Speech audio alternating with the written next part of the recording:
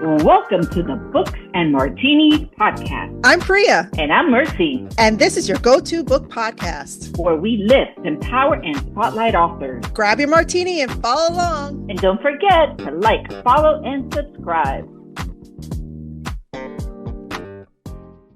Hey, book lovers. This episode of Books and Martinis is brought to you by our wonderful sponsors. Blue Box Media, you dream it, we produce it. And Travel with Samantha Sivadanes, specializing in luxury cruises. Ooh. Their support keeps the stories, authors, and conversations flowing. Don't forget to visit them and support the brands that support this podcast. Now the martinis are poured, let's get into the episode. What's up, everyone? Welcome to our podcast. I'm Priya. And I'm Mercy. Welcome, everybody, and a big warm welcome to Megan Chance, our author of the day. Cheers. Cheers. We must cheers, drink Megan. for good luck before we put it down. Salud. Mm-hmm. It's a great interview. We're so excited to have you on. And as Mercy Yes, said, guys, in your ears and on the screen is Megan Chance, the author of Vermilion Sea, guys. And we're holding up the book. Yes. And it's if you're cover. Yes, if you're just listening and you are unable to see us, can I just describe the most beautiful book cover? It has the profile of a gorgeous woman with short red auburn hair and these gorgeous pearls. I was just complimenting Megan on the cover, and a black dress. And then right above her, it seems like to me, it's the ocean in the deep red kind of going into the sky. Or is that what I'm seeing? Yeah, that's what. Or is it all sky, or is it all ocean? It might be all ocean, actually, and then they've just sort of done the red on the lower part. It might be all ocean, but it could be. It could go either way. Yeah, it could be either way. It's beautifully done. Beautifully done. Yes. I love this. So, congrats on the gorgeous book cover and on the novel itself. So, Priya, tell us about Megan. Sure. So, Megan Chance is the critically acclaimed award-winning author of several novels. Girlposse.com calls her a writer of extraordinary talent. Her books have been chosen by Amazon's Book of the Month, Borders Original Voices, and IndieBound's Book Sense. A former television news photographer with a BA from Western Washington University, Megan Chance lives in the Pacific Northwest with her husband. Welcome, Megan. Thank you. So happy to have you. That was a short, sweet bio, but tell us more about you. Well, let's see. I've written, I don't know, a lot of books, over 20, and wow. Published over 20 books. Yes, I was working. I'd always wanted to be a writer from the time I was about 6 years old. That's what I knew I wanted to do. And I sort of, when I went to college, I wanted to be an English major.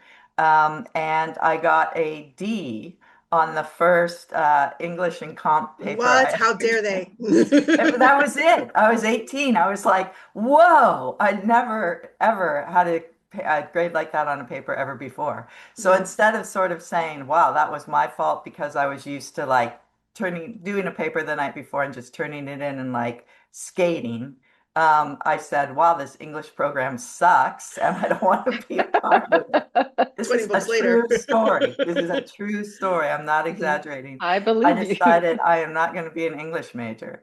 And I started like spiraling, looking for something else to do. And I ended up in journalism, which, is adjacent, and then in broadcast communications. And I never wanted to actually be a photographer, though I had also gone into visual communications a little bit as a sideline in college.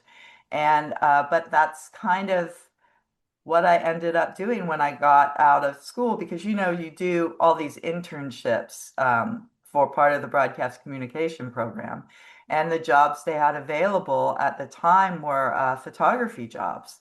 And it was easy to slip into those. And that's what I did. I ended up working in the Seattle and the Spokane area as a news photographer, videographer, really, for a couple of years. And the weird thing about that was that when you're working in news, it's like all consuming. It is because it is. It's all consuming, and you're working a lot. A lot of overtime. Just you're constantly working in news and thinking about it and watching it, and but one of the things about it that was so cool and that I'm perpetually grateful for is that when you're working in news, you're dealing with people both all, all on their best days and their worst days. So you're seeing like the whole spectrum of human experience. And for a writer, I mean, because that was still my whole thing, my whole perspective, really. I never kind of changed wanting to do that. It was invaluable because you're just seeing such a huge range of perspectives and emotions and experiences. And I ended up being on, the early Green River Killer cases where they were finding bodies and stuff. And I ended up just being on a lot of like very informative things. So as a writer, it was just you're just gathering all this kind of information and So many experience. stories out there. Yeah, it was fascinating. And Sure. after, it became clear to me one day when all the photographers were sitting around trying to, they were talking about how to light something, some show. And I realized, wow, I don't care. I just don't care. And I thought, okay, this is not the job I should be in Your because aha moment. yeah, it was an aha moment for me. And beyond the fact that weird things kept happening to me, like people would I got all the equipment stolen out of my van one day and What? somebody yeah, weird, huh? It was parked outside of a story we were doing. And when I came back out to get the equipment, they had broken in and taken everything. So this was your personal equipment, not owned by No, this the. was the news. This belonged to the station. Oh, wow. Yeah, and then another day it was a traffic jam on the freeway and I was parked and some guy came like screeching down the freeway and like crashed into the back of the news van. So like weird things kept happening The to me that universe didn't was like talking happen to to other you. people. Well, the That's universe was very exactly, loud. yeah, that's kind of how I took it. Like the universe is talking to me. Get out of Wow. here. So That's I what the universe quit. was saying. We're waiting for your books. Yeah, we're waiting for you to, pay attention. And so I Absolutely. quit. Actually, I took a job as a waitress, which is where I met my husband. And Oh, Oh, look at yeah, that's the reason. yeah, That that's where is she the was meant yeah, to be.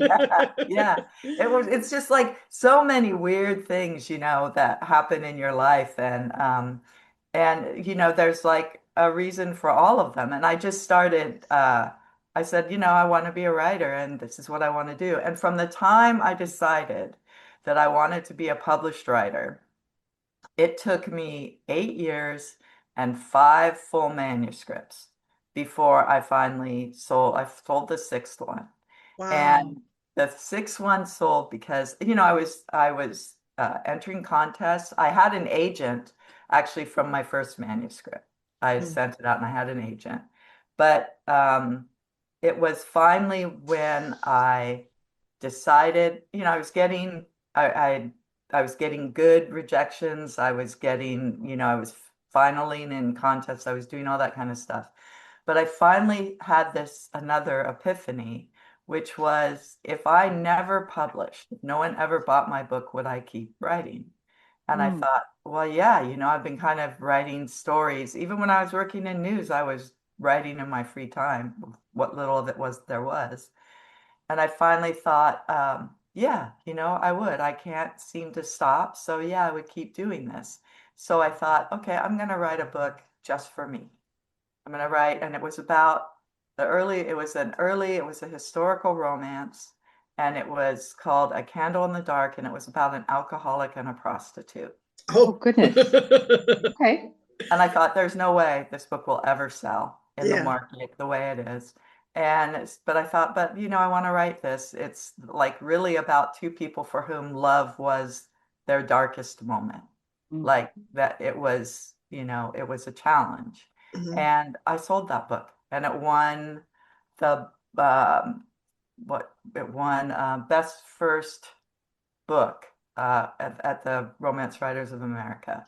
Wow. Wow, Yeah, that was the congratulations. book that sold. But yeah, 8 years, 6 manuscripts. And it was finally a book where I thought, there is no way Mm. anyone is going to buy this. Because it was like, kind of, I don't know, say the book of my heart at the time. Yeah. You know? Just when you're not looking anymore. It's kind of like, when you're dating, for Yes. example, and you're not looking, and then all of a sudden, bam. Yeah, There that's he was. exactly how it is. It's exactly how it Wow. was. So Yeah. from that first book, from that first experience and your first books to the Vermilion Sea now, Mhm. that entire I guess road, what have you found your biggest lessons to be as an author? I think the biggest lessons for me, and I tend to be this author who I tread this difficult road sometimes because I always write what I want to write now. I mean, that was the lesson I learned then. And it's not always like there are smart ways to be in this business, and there are stupid ways to be in this business. And one is, okay, so if you have a choice between writing a book, say, let's just throw out let's say World War II, Mhm. Paris, okay, and Hadrian's Wall, ancient Rome. And those two things are both equally enticing to you, right? Then pick the one that's smart, pick the Right. one that is, Hadrian's Wall is probably not have a huge audience waiting out there for it. Mhm. But World War II Paris is probably an easier sell. So Correct. that's the thing that you learn being in this business. However, what I will also say is there is almost no agent on this planet who will say to you, write the smart book instead of the book you want to write. They will all say, write what you want to write. If it comes down to it, write what you want to write. Write what you're feeling. Because that book is the book that all of you would That's say, your soul. yes, your Hmm. heart is in. Yeah. And they can tell the difference. People can tell the difference. That's So that's an interesting take too, considering how you know they want to still sell the books that they pick up. Publishers yes, still want to sell the books. It has to be marketable, the branding has to be yes. good, the storylines have Mm. to fit with what's hot right now. So Right. that's an You know, interesting It's a um weird business. It's a weird, weird business because it is a business, and you will discover Yes. mhm, that it is a business. They'll say, "We don't know where to sell this. We don't know who to market this to. It isn't like your last book. It isn't. I mean, that's the story of my life. It isn't like your last book, and your last book didn't sell, so we want something different. Whatever. They have a million reasons to say no. But the problem also with this business is it's hugely subjective. So at the same time, it's like this business. We want the numbers, we want the algorithms, we want all this kind of stuff. Nobody knows what's going to sell because it's all subjective. Somebody can love your book, love it, love it, love it, like be obsessed with it. And the next person who reads it can be like, man, I can't stand this book. I couldn't even finish it. Right. I Yeah. mean, It's how just many like times? music. Mhm. It's a yeah. form Yes, of art. So yes, it's it's a just form up of to art. the Yes, so you have to love go for it. into it knowing that that's true. And that means that when you write a book, you have to get everything you can out of the process of writing it, of researching it, of writing it, of editing, of just being with the book. Because once you turn it out to the public, once it's published, it's not yours anymore. Right. Mhm. And if That's you kind of scary. it is kind of scary, but Yeah. if you Hmm. can't let go of it at that moment, if you can't say, oh, it got a 5 here and a 1 here in terms of Hmm. reviews, and Mhm. that's okay, then you're going to make yourself crazy. You will Yeah. literally You're in go the home. wrong business. You are in the wrong business. And And it's Megan, really hard to do. have you experienced both the indie world, like self-publishing, and then working with a publisher or Um, with an I agent? I have been traditionally published all of my career. I have I have these old historical romances before I switched over to historical fiction that I got the rights back to, and I have indie published them.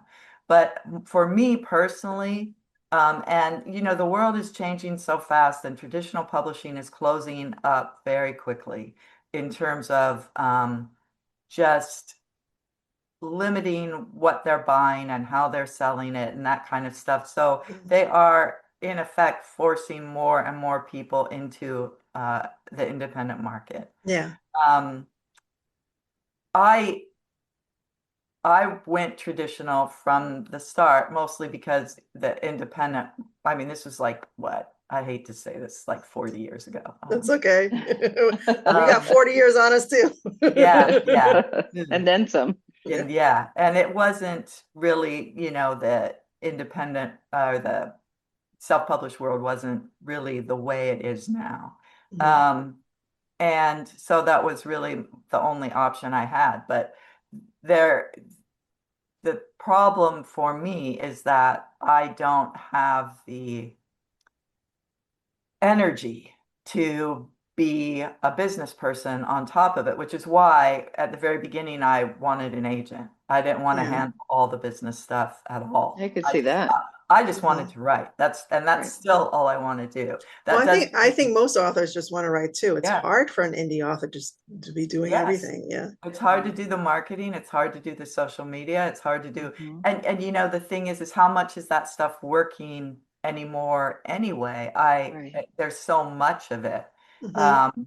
I don't know. I think this industry changes all the time, and for the authors in it, it's kind of crazy making because you're never sure. There's no way really to quantify how what you're doing is working or whether it's working. There's Or no whether it'll work. Right. Yeah. Right. I mean, you Yeah. just get to throw it out there and say, well, this book tanked, this book sold. I have no idea why. Is it content? I mean, you can make yourself crazy with these questions. Mhm. Right. Yeah. And I've heard, or we've heard that that the industry's changed so much. So like what you were saying, that they're sort of like closing ranks because they want to see that so now they're more likely to pick up indie authors, but based on their eyes and ears. So the people Yeah. who their followers, how much traction they're getting, the reviews on Goodreads. Like, so if you're doing really well as an indie author, you're more likely to get picked up as a publisher versus just coming in there blind and being like, hey, I got this new book, read it, so it's becoming, it's shifting, but it's a new type of hard. And it's so different. Yeah, I agree. So fast paced, the changes. Yes. And this is the other thing too. It's like for example, the search engines and stuff, they're changing as well. So instead of now just picking up mentions of wherever you are, like your web page and stuff like that, they're now changing. So they're looking for where your reviews are, where your mentions in podcasts, where you're mentioned in other places to sort of bolster, where you are Your on book's worth. Yeah. It's terrible. Yeah. It is terrible. So as a writer, as an author, moving to a better topic, a lighter topic. A lighter topic. What does a day look like for Megan? What does a day look like? A day look like? Yeah. Well, I wake up and sometimes it seems like, and I actually do some kind of exercise in the morning because I need to loosen up my body for sitting down all day. And then, around 10:30, 11 o'clock, I go out to work and I work, all day in my office. I have a separate office from my house that's in my backyard. And I work. I essentially work, well, every day except for Sunday. And mostly I do that because I just find that personally easier because it's harder for me to get back into a space, that kind of mental space if I take too many days off. Everybody's different. Everybody can do what they want to do. But what I have found over time, because I have two children, they're grown now, but they were once very young. And I discovered that what I had to do sort of expanded to fill the time I had to do it. This month on Books and Martinis, we're shining the spotlight on an author bringing the thrills. And all the chills. Maya Gawani and her book, My Roommate is Trying to Kill Me. Hi everyone, I'm Maya Gawani Shabbat, and if you love suspense, twists, and a story that keeps you side-eyeing your own roommates, this one's for you. Trust us, you're gonna want to sleep with one eye open after this one. Tune in all month long as we dive into Maya's work, her writing journey, and the story behind the chaos. Cheers! So like when the girls were little, I would write during their nap times. And I would get really as much done during their nap times as I would when they were all day at school. It's just, it's just Finding a the time. focus, So it was just like if they were, if they were at half day kindergarten, I got everything done in that couple hours they were at half day kindergarten. If they were at school all day, hey, they were gone 6 hours. Now that you don't have the distractions of the young children and you go into your space, do you find that you just sit there for X amount of hours, or do you block yourself? The last author we were interviewing was telling us how she does 25 minutes and then she gets up and she'll do something. She comes, the sprint. So she'll do 25 minutes. A lot of people do that. I just sort of sit there and stare at the page. I have found that if I can write 5 pages, I can write 10. I have to get to the 5-page point before I kind of hit any kind of flow. Mm-hmm. Okay. So that's just how it works for me. So I think actually the older I get, I think the more that's changing because I just think that's changing. I think I've become more efficient, to be honest. That used to be always the thing. I didn't stop for the day until I'd hit 5 pages. Because if I hit 5 pages and I couldn't go further, that was going to be it. But I didn't until I hit 5 pages. I wasn't going to hit it until I hit 5. You were committed to 5 pages. Yeah. But now I'm a little bit looser about it all.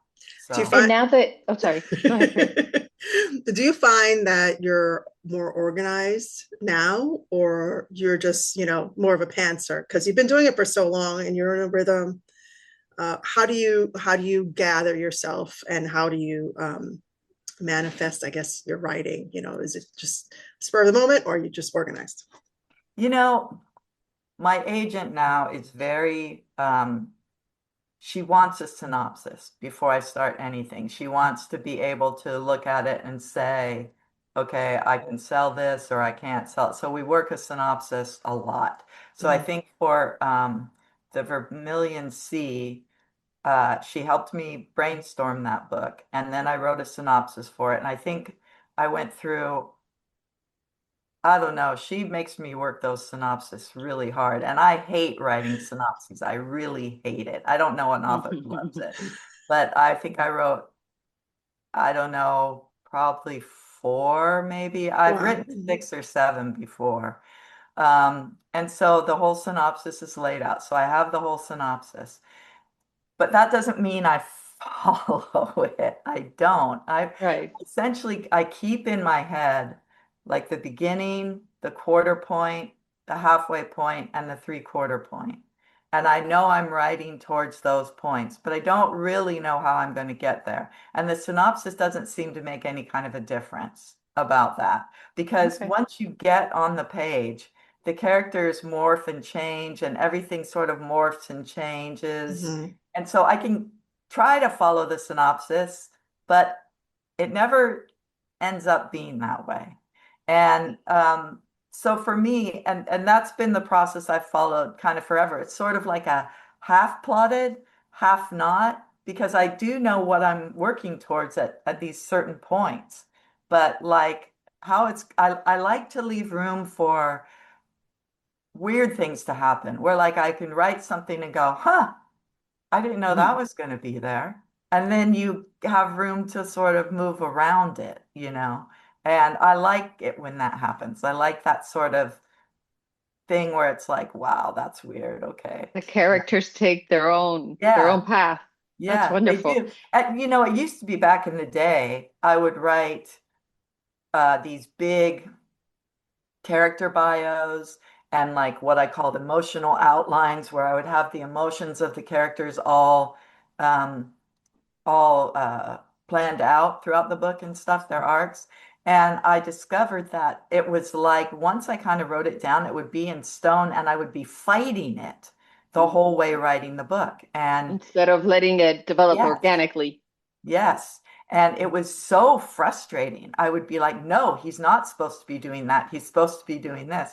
And it became self-defeating, you Mm. know. Sure. You were fighting the character. I was The fighting character the had its character. plans. Yeah. Yeah, I instead could of see letting that. it develop So, organically. and So you it have sounds like you we have talk over each so other much so much. all the time. You have So so much experience. It's so valuable yeah. to any aspiring author. With all of this experience, what is the one advice you would give anybody that's starting to write, or an author that's only had one or two books and they're struggling to find their rhythm, which you've clearly had for some time now? What's that one advice you would give them? You know, find a group, find a uh, find a find I want to, it's companions, it's not the right word. A Support. Find other community? people, a A community. community? Find a community. I mean, the thing is back when I was first struggling, and my grandmother said to me, and she gave me the best advice ever. She said, join a group. And I joined back then Romance Writers of America, which I'm not a member of anymore, but then, and I think it's kind of fallen apart in the meantime, but back then, it was the most valuable thing I did. They taught me how to uh, be in the genre. They taught me what to expect. I went to workshops. I went to conferences. I networked. It's where I met all my first three agents. I've had many, but the first three agents. It's where I met all of the editors from there. It's where I met all of the friends that I still have now who I network with. It taught me an enormous amount. And the thing is there are many, there's mystery writers, there's science fiction and fantasy writers. There are all these groups out there that have local chapters that you can join, or they have online chapters, or you can join writing or book groups at all bookstores have them. And start networking, start meeting the people who are going to be your partners and your friends and your counselors throughout this journey, because you know what? It's really hard. It is not an easy journey, and you're going to need support from, and the adjunct to that is get out when those people start being not helpful, because there are Okay. plenty of times when that happens too. If you're in a critique group and they aren't being helpful, you find them being mean, or you find them being counterproductive, get out. Right. Join If a it's not different one. bringing you value. If it's not bringing you value, get out. Right. I mean, Right. I've been lucky in that my best friends are also writers who I met a long time ago, and we've all grown together, and they've been very supportive. So it is, it's something to look for and find. And when you find it, it's invaluable. Oh, that's But beautiful. it takes some effort to maintain it, and it takes effort on your part to be Right. as helpful to them as they are to you. Absolutely. I love that. You, That's you great know, advice. I would love to know more about your agent process. So you've been doing you're 20 books deep. Have you Yeah. had the same agent this whole time? Have you switched No. No, she agents? just mentioned, right? You've had No. several. I've Yeah. had several agents. Yeah. So how did that come about? How did you meet your agents? Did you query? Yeah, in the beginning, at the very beginning, I queried, and that's how I got my agents. The the next couple I met in person at conferences. And it, the agents that I've had have all been, I think with the exception of very few, one exception maybe, they've all been mutual partings where people were either closing, one of them died, unfortunately. I know. yeah. The others were they were either leaving or closing their agencies, or they, like for example, when I moved from historical romance into historical fiction, it was where they didn't feel like they had the contacts to take me further. And so they've all been very amiable partings, but it's about that really. It's about, when you feel, I mean, agents are supposed to be your guides, your business partners, and so Your representatives your to the representative. world, right? Yes. And so when it's been very much like when I didn't feel like I was getting the representation I needed, or when I was falling through the cracks or whatever, it would be time to move on. And so everybody, I don't believe in burning bridges, or there's nothing, I mean, again, these people become friends, but it's also a business. Mhm. Right. And you have to, it's a strange line to walk, but it is an important one. And so, yes, you have to know when it's time to sort of move on. Yeah. That's great advice. Mhm. Yeah. And I think a lot of times it's the art part of the writer Mhm. that kind of fights itself with the business part of it. Because to write a book, it's a work of art, it's a work of love, and it's a labor of love. So that's completely different from a business perspective. When you have a business, you think, okay, 9 to 5, I sell this, I made this, and I move on. And when you're writing, it's like, oh, all this love is put into pages, and they're going to love it, or you're going to be devastated if they don't love it. And it's so different. So I think you battle two different monsters, right? You do all And the time. yes, and so I think the networking part where you're in a community of like-minded individuals has to have incredible value. So It that's has really good incredible advice. value because everybody's in the same place you are, or in different places where you can observe and see kind of what's going on. So it's like a school, really. Yeah. Mhm. And you But could, I would assume, learn from others what yes, didn't work, right? Like, okay, well, he yes, did that and that did not work for yes. him, so I'm not going to do that. Yes, and I mean, it's to have that kind of a community is just so valuable. I can't overstate it. Especially if you can find one that is, a lot of give and take, that is supportive and is honest with you. I mean, the thing about money in America, I guess, or in any place really, is we don't talk about it.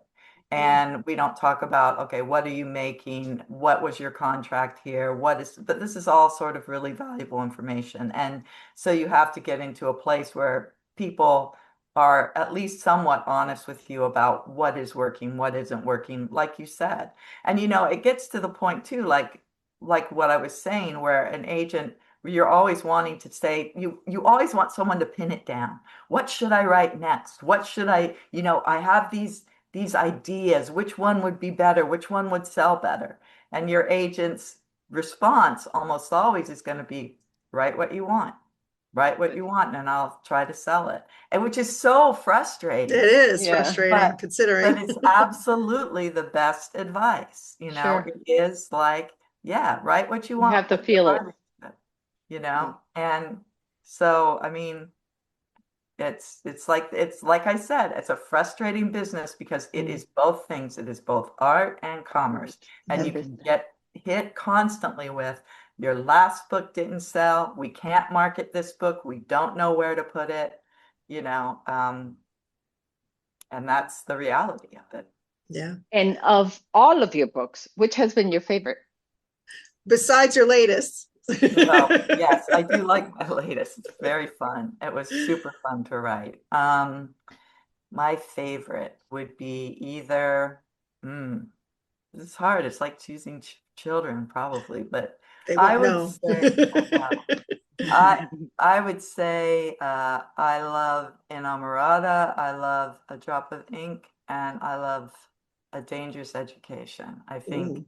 those are probably my, There's some really good titles. yes. And can you tell the listeners a little bit about your latest work of art, The Vermilion Sea? And what Yes, inspired it? well, the Vermilion Sea is about it's set in the 1920s on the Sea of Cortez or the Gulf of California, whichever one you want to call it. Mhm. Um, and it's about a marine biologist, a female marine biologist who gets hired to collect specimens on this luxury yacht. And they are, and the whole thing goes terribly, terribly wrong. But it was based on William Vanderbilt, who used to go out on his yacht, the Ara or the North Star, and he would take teams of scientists with him along with guests, who were out for a luxury vacation. And they would collect specimens for his museums and Oh, that's his home interesting. and stuff. Yeah. And I mean, he has huge log books and exhibit books and stuff of the things that he collected. And so it's all outfitted for scientists and stuff, but it's also people who are on this cruise for just drinking and dancing and, Having a game good time. fishing. Yeah. So, but yes, and they're out there, and it's like a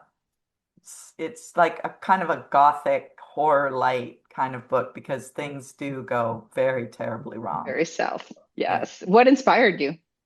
I had written with my sister, who is a art illustrator, Okay. um, a middle grade book. It never got published. We were just playing around with it because she knew these people who had gone sailing on the Sea of Cortez and had rescued a whale and her calf from fishermen's nets. Oh, And so wow. so we had put together a story about this, and I had given it to my agent and said, "Can we do anything with this?" And uh, we decided not because I didn't want to be a middle grade writer. Mm. But she said, "But man, the Sea of Cortez, and you've got some really cool stuff in here. Would you consider like writing a book set there?" And we sat down and we were just talking, and we ended up sort of spooling out because there's a lot of really spooky, mysterious stuff about the Sea of Cortez. It's really known for its mirages, for its weird weather, for some strange creatures that have been found there. It's it it is kind of a creepy place. And it just spun itself out into this just Yes. really cool story. And we don't want to spoil it for anybody, but No, it But is, yeah, but it is really interesting. I want to know about Billy. So, where'd you yeah. come up with the character and her whole arc in the story Well, without revealing too much? Well, because I wanted it, because when I sort of read about William Vanderbilt, and Mhm. I started thinking about a marine biologist and, a collecting mission. And I started doing research on, were there female marine biologists in that period of time?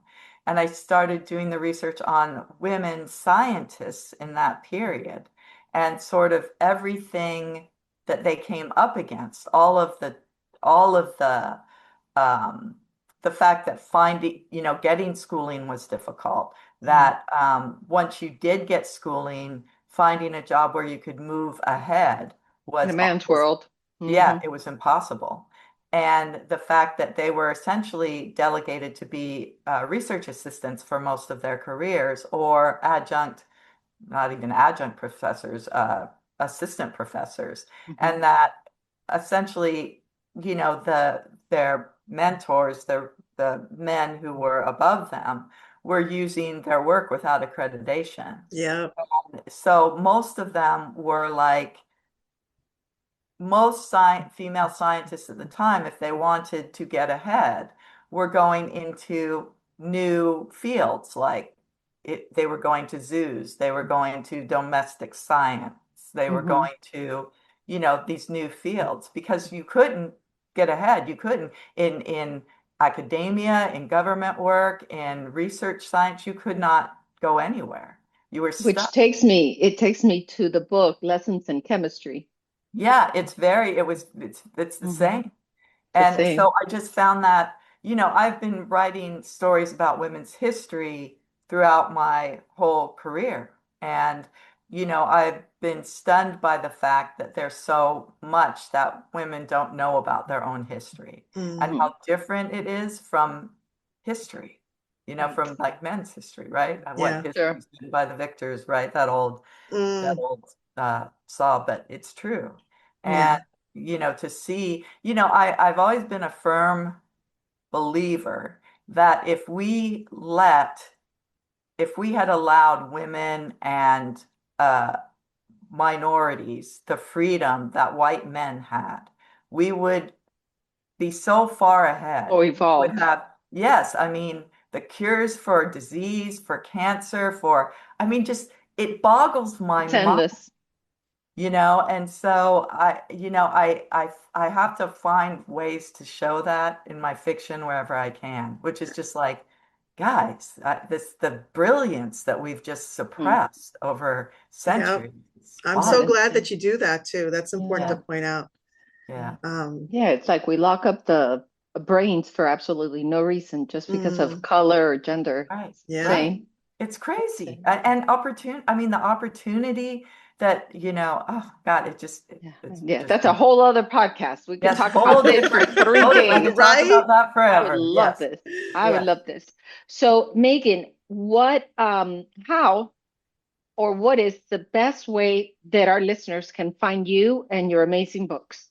They can find me at www.meganchance.com. That's my website. Okay. I am also on Instagram at Chance Author. I am on Facebook at Megan Chance Author, and I'm on Threads at Chance Author. And my books are available pretty much on any. They're available you can order them at most independent bookstores if they don't have them in stock, and you can get them at all the others, Barnes & Noble, Amazon, all the others. Pretty much all the platforms have it. That's wonderful. All right. Well, we encourage all of our listeners to pick this up to learn even more about you and your writing style and your storytelling and the beauty of the story. And what do you want to say, Priya? Well, thank you so much. I feel so bad. Don't feel bad. Thank you so much for being our guest today, Megan Chance. And your amazing book, Vermilion Sea, is out. You guys make sure you check it out, download it, purchase it, support Megan's books. She has 20 of them, 20 amazing books. And, follow her on social media. Thank you so much. Let's do one last cheers. Thank you so much for having me. Success. Of course. It's our absolute pleasure. Cheers. Cheers. Drink for good luck. Salute. Guys, make sure you like, share, follow, subscribe. We'll see you in the next episode. Absolutely. See you on the next one, guys. Bye. Bye-bye. Bye.